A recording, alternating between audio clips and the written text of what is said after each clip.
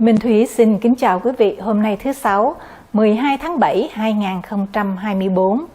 Đến với VATV hôm nay gồm có phỏng vấn đặc biệt và nhạc lá bồ đề. Kính thưa quý vị, nếu nhìn vào biến động ở miền Nam trong những năm đầu thập niên năm 1960, những quyết định quân sự sai lầm ở miền Trung, cuộc đảo chính năm 1963 và những hoạt động ngày càng mạnh mẽ của Cộng sản ở nông thôn. Như Frank Scotton đã trình bày trong các kỳ trước, cơ hội dân chủ có thể có ở miền Nam Việt Nam hay không? Khi so sánh ở miền Nam, ngoài mặt, Bắc Việt có vẻ đoàn kết hơn. Ở Bắc Việt không có biểu tình. Các nhân viên cao cấp quân đội Bắc Việt có vẻ quyết định đồng nhất. Các hoạt động của Cộng sản ở nông thôn miền Nam Việt Nam ngày càng bạo dạn hơn. Phải chăng điều này có nghĩa rằng mầm hạt dân chủ ở miền Nam Việt Nam đã chết kể ngay từ những giây phút đầu tiên? Ông Frank Scotton, nhân viên phòng thông tin Hoa Kỳ, không nghĩ vậy. Ngoài những tiếp xúc với dân chúng ở miền quê, ông cũng theo dõi những hoạt động dân chủ ở miền Nam Việt Nam và nhìn thấy những bước tiến dân chủ thực tiễn như Hội đồng lập hiến, Hội đồng cố vấn tỉnh. Frank Scotton cho rằng tiến trình dân chủ ở miền Nam không hề khác với những tiến trình dân chủ ở các quốc gia khác như Đại Hàn, Đài Loan. Theo quan niệm cá nhân của ông Frank Scotton cũng nêu ra những ưu nhược điểm của việc bầu cử hội đồng tỉnh. Cụ thể hơn, ông nêu ra những ưu điểm của vấn đề cần có. Những khác biệt ý kiến như trưởng phòng CIA William Colby trình bày. Minh Thúy mời quý vị theo dõi phần 7 phỏng vấn đặc biệt lần này qua suy nghĩ của ông Frank Scotton về Việt Nam trong những năm đầu thập niên năm 1960 do Phan Lê Dũng, Võ Thành Nhân và Minh Thúy thực hiện.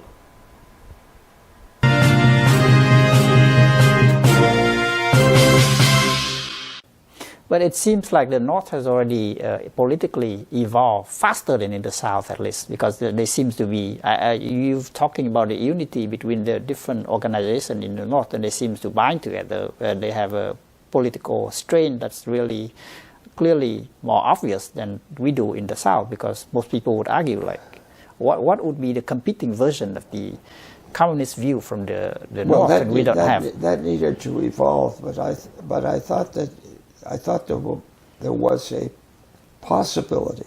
I wouldn't go far as to say probability, but there was a possibility that could evolve if the military circumstances in the rural areas could stabilize a bit. And there were kind of some, I would say, like in hydraulics, there were some eddies of encouragement.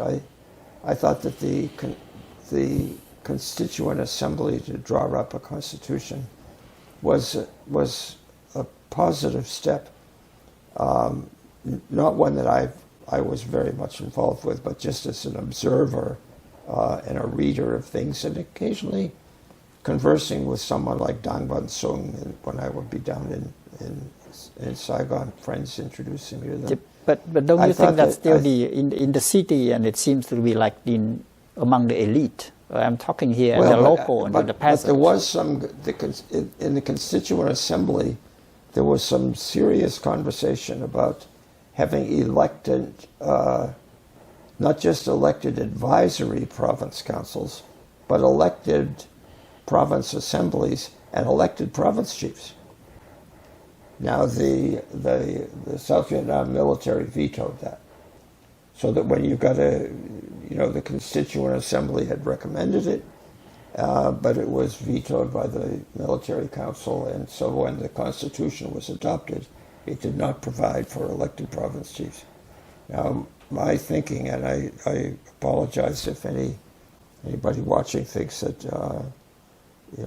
I'm being unnecessarily derogatory, but I think that those who commanded the Vietnamese military at the time felt that elected province chiefs, elected province governments would vitiate the chain of corruption that was already well established at that time, whereby corps commanders pretty much determined who would be province chiefs. And some provinces were relatively lucrative. Let's say you look at my old province of Din, for example, building the Phuket Air Base, the Queen Yan Harbor, the movement of supplies on Highway 19 to the Highlands, the supplies for the Korean division, transportation. There was a lot of. So you think the Arvin is doing this for their own benefit rather than the country's benefit, is what you're seeing? Well, I thought that the country would definitely benefit by having elected province governments, and some friends of mine in the Vietnamese military agreed. One of my friends again, Thuy, who by that time was a lieutenant colonel, he said, "Well, not all those elected to be province chiefs will be competent.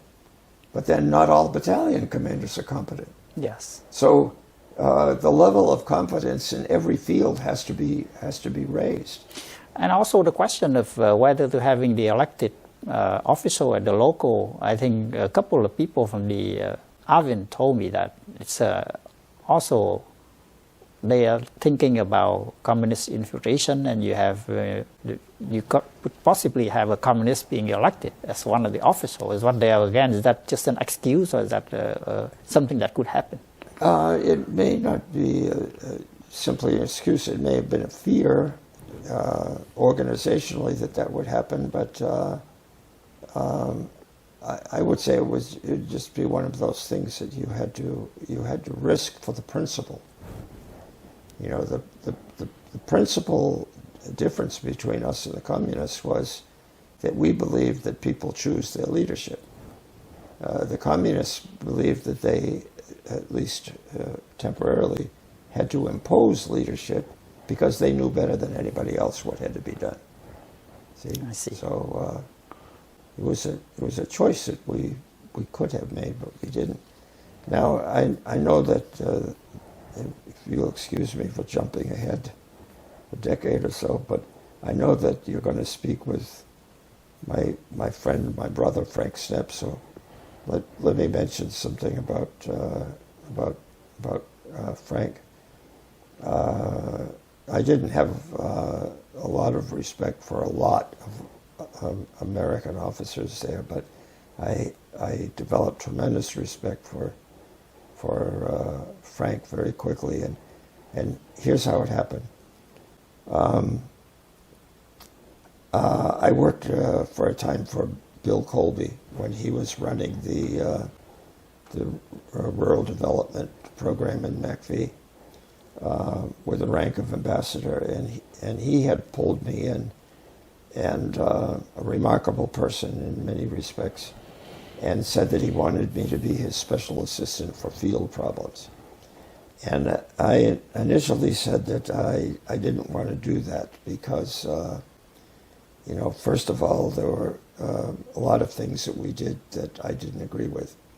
His response to that was, "If you and I would agree on everything, I wouldn't need you." Okay, and then I told him, still trying to weasel out of it, I said, "Well, also, I'm not a very good office person. I'm not comfortable in an office environment." And he said, "If I were to see you in the office every day, I would be disappointed." Okay. It's a hell of a thing. So the thing that in your mind and in his mind are completely different. Yeah. What he's having in for you and what you thinking you were doing were yeah. at So I odds. wound up being his special assistant. Now, there was a time in '71 where he went back to Washington, D.C. on consultations and to see his family and a couple of other things. And while he was there, Congressman Pete McCloskey, a Korean War decorated veteran, saw him and said that he was going to come out to make a kind of eyeball visit on Vietnam, and he wanted to see it as it was, not as people wanted him to see it. Mm. So Colby sent what we call a back channel message to Saigon and said he wanted me to be the escort for McCloskey. Much later, when I expressed some surprise when he was back in Saigon, he said, well, I knew you wouldn't let anybody lie to him, that you would be tough when you had to and you wouldn't let it happen. And I remember him saying, in our system of government, the worst thing you can do is lie to an elected representative of the people. It doesn't make any difference what you think about that person. It's the principle. So I accompanied McCloskey when someone was going to lie to him in Da Nang. I interrupted, didn't allow that to happen. In Quang Ngai province, McCloskey wanted to go to the site where an American unit had murdered more than 500 Vietnamese hamlet dwellers. You're talking about My Lai, or is that a different? Well, it's in Tu Kung hamlet. Mm-hmm. If you looked at the old maps that the military used, that hamlet is shown as My Lai 4, because they never got the names of hamlets right, I would say, but it's actually Tu Kung hamlet. So at the 23rd Division headquarters, he was told by the deputy division commander that it wasn't possible to bring him there because it was insecure. So I waited politely until the coffee break and then pulled the assistant division commander and said, that doesn't wash. We're going to go there. And if you don't arrange it, I'm going to arrange it through the district chief. So he capitulated, and we went there, and with me interpreting, he saw the ditch where more than 100 bodies were extracted. We walked through the hamlet. It was like an old West ghost town, empty houses. In other hamlets around there, people were returning. People were in the fields working, not in that one. So Pete McCloskey was shaken by the experience, but he digested it. Anyway, a series, and we formed a friendship. Pete McCloskey is still alive here in California. We last spoke about 3 or 4 months ago on the phone. Well, in 75, I already knew Frank Snip. We'd been in a couple of meetings together, and I knew he was a sharp-minded, perceptive officer with important responsibilities. The Assistant Secretary of State, Phil Habib, was bringing a congressional delegation late March, early April, 75, critical time, to Vietnam. And Pete McCloskey was one of the members of Congress who was going to be included, and he told Phil Habib that he wanted me in the group too. Minh Thúy xin kính chào quý vị hôm nay thứ Sáu, 19 tháng 7, 2024. Đến với VATV hôm nay gồm có phỏng vấn đặc biệt và nhạc lá bồ đề. Kính thưa quý vị, nếu nhìn vào vấn đề thâu thập và báo cáo tin tức, sự phức tạp của việc thâu thập tin tức không chỉ đơn thuần ở vấn đề các dữ kiện ngược chiều. Ngoài những khác biệt bên trong cách thu thập dữ kiện về nơi chốn, nhân sự, thời gian, không những cách các quan sát viên nhìn vào các dữ kiện mà cách họ tường trình hoặc là viết báo cáo về những điều chứng kiến cũng khác nhau. Các báo cáo của các cơ quan quân sự thường phải viết theo một thể thức nhất định, sao cho bản báo cáo nào cũng cùng một thể thức như đã được quy định. Trong khi đó thì các bản báo cáo của những nhân viên dân sự thì lại khác hẳn. Các báo cáo của các nhân viên dân sự thường nhấn mạnh với tính cách chủ quan của quan sát viên và thường có thể thức tự do vượt trên vấn đề thể thức. Ở những thời điểm có tính cách quyết định nhất, vẫn có những vấn đề tranh chấp bên trong các bộ và đơn thuần chỉ vì lợi ích chung của bộ thay vì lợi ích chung cho toàn thể cuộc chiến. Trong suốt cuộc chiến, mỗi khi cần tìm hiểu sâu về tình hình Việt Nam, thì Quốc hội Mỹ thường gửi các ủy ban của Quốc hội sang Việt Nam để trực tiếp tìm hiểu tình hình. Một khi sang Việt Nam thì các thành viên của Ủy ban tìm hiểu thường được quyền tự do tiếp xúc hoặc là yêu cầu được thuyết trình về những vấn đề đang được tìm hiểu. Đây chính là điểm xoáy mà các cơ quan Hoa Kỳ ở Việt Nam vận động tối đa để lôi cuốn Quốc hội Hoa Kỳ về phe của họ. Những vận động bên trong của Bộ Ngoại giao Hoa Kỳ thường khiến cho Quốc hội không nhìn rõ được và đôi khi nhìn sai lệch hẳn vấn đề. Để tìm hiểu ảnh hưởng sâu rộng của những tin tức được tường trình, mời quý vị theo dõi buổi thuyết trình quan trọng bên trong Bộ Ngoại giao Hoa Kỳ ở Việt Nam. Trong buổi tường trình này, thì Tòa đại sứ Mỹ ở Việt Nam đã cố tình che mắt Quốc hội Mỹ, cố tình giấu giếm những tin tức tình báo có thể gây ảnh hưởng sâu xa đối với quyết định của Hoa Thịnh Đốn về Việt Nam. Minh Thúy mời quý vị theo dõi câu chuyện qua lời kể của ông Frank Scotton, nhân viên cao cấp của Sở Ngoại vụ, trong phần 8 phỏng vấn đặc biệt do Phan Lê Dũng, Võ Thành Nhân và Minh Thúy thực hiện.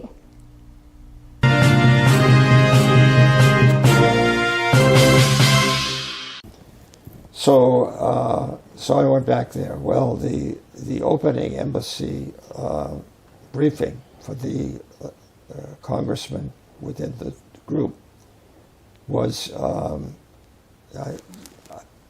most politely I could put it, was deceptive. Was not forthcoming, and not even just that, but I thought misrepresented the situation in their eagerness to try to wrangle congressional approval for more funding, but it was dishonest. And Frank was not in the group. He was not in the panel of embassy officers, but should have been, given his responsibilities. Should have been. I was surprised he was not there, and I didn't have a lot of respect for the deputy ambassador, the head of the political section. Oh, just awful. So being not quite as cranky as I was when I was a young man, but still feeling disturbed. When I was back with the delegation in the housing that had been provided, Pete McCloskey came over and he said, "What did you think of that briefing?" I said, "It was urinarily poor." Speaking in rougher language than that. And he said, "Well, what can I do? How can we get the facts?" And so I said, "Okay, are you going to see Polgar, Tom Polgar at all?" Polgar was the senior CIA officer there. Also, a guy who I didn't have much respect for, much less affection, having dealt with him a couple of times before. And he said, "Yes, I will be." And I said, "Okay, when you see Tom Polgar, flatter him, but say that you understand that a very knowledgeable, involved officer and his staff is Frank Snepp, and you'd like to have an opportunity to speak with him. And flatter Polgar." Yeah. So Pete McCloskey was able to be educated by our friend Frank Snepp. The next morning, as I was sitting at a breakfast table having coffee and donuts with Bella Abzug and Mildred, I forget her name, a Congress lady from New Jersey, and another congressman, I think the head of the delegation from Georgia, Pete McCloskey came up to me and grabbed me by the shoulders and said, "Thanks for that referral. That was really great. Boy, it was so much better than the embassy briefing. And you're right, your friend, he really understands what's going on and what a difference it's made." And then he pumped my shoulder again and he walked away. Immediately then, the other congressional people said, "Oh, we want to talk to the same person. We want to talk to the same person." See? Shit. Well, excuse me.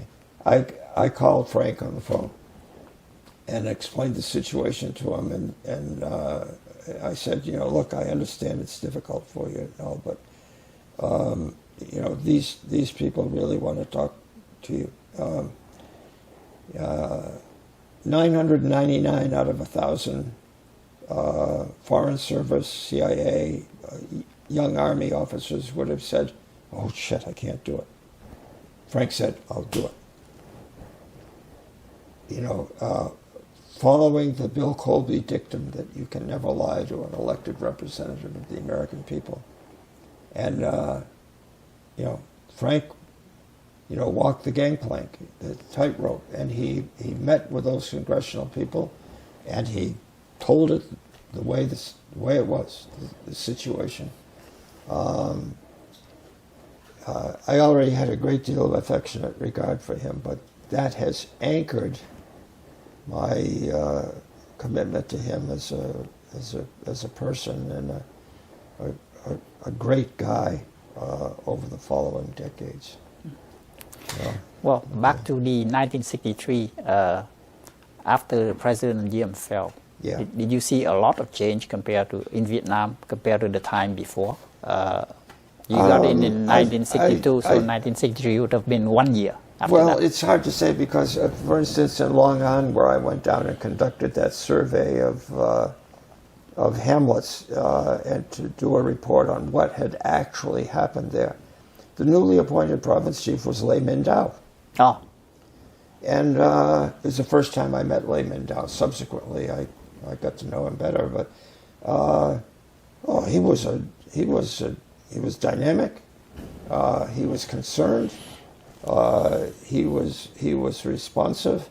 And I remember leaving and going back up to Dalat en route to other points further north, and seeing Kim Vui, with whom I was in love at the time, and am now still, and telling her, you know, if this is the kind of change we will get in terms of military leadership, then we might have a workable situation. Well, Lê Minh Dao turned out, first of all, I think was only there for about 3 or 4 months before there was another change. And every time there was a change at the national level, then you'd get these downstream changes in corps and province. So he was removed as Long An province chief. But you know, I thought that there was just too much jockey playing and jockeys jumping from horseback to horseback during that period of late 63, 64, 65. You know, so many of them looking for their own personal advantage. And then you wind up with some that I thought marginal or incompetent, like General Vinh Lộc, who was made 2 Corps commander for a time. You know, I mean, Vietnamese as he was, he knew less about the area in 2 Corps than I did. And his interest in Binh Dinh province seemed to be appointing a nephew of his wife as province chief in Binh Dinh so that they could derive some lucrative income from things like the Phu Quoc Air Base construction, things like that. Okay. So the change is it's still chaotic. It's not stable enough for you to do an evaluation whether that's a better or worse time. Well, except in some cases, like Lê Minh Dao, I could see right away. I said, you know, there's some real hope here, expectation of positive change. But there was a lack of consistency during that period, I thought. Would you say in that period it was chaotic enough for the American to come in, or you still think that it's possible for the Vietnamese to go it alone with the aid of the American? Well, at 64 it might have been, but you know, once you had 65 was a bit of a change. You had the battles at Ba Gia in Quang Ngai, where a district town was lost, but also a substantial ARVN defeat. The Battle of Bin Gia in Military Region 3. Sometimes the two are confused by foreign writers, but they're 2 quite different battles, but they were both losses for the Vietnamese for the side, Republic of yes, government of Vietnam. I think of there having been two RVNs, the first republic, And the then second. a GVN, Yes. and then another RVN.